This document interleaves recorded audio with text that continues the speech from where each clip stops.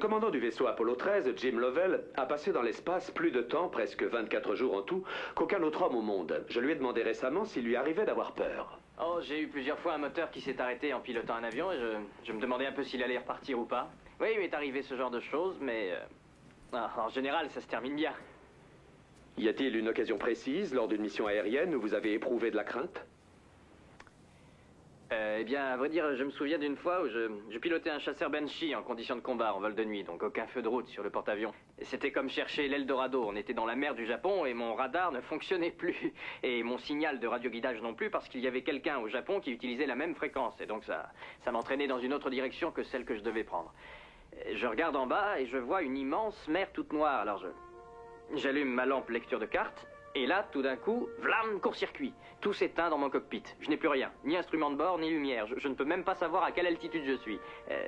Je sais que je n'ai presque plus de carburant, alors je pense à un amérissage forcé et je regarde vers le bas. Et là, dans le noir, je vois une grande traînée verte. C'est comme un long tapis qui est déroulé au-dessous de moi. En fait, c'était des algues. Vous voyez?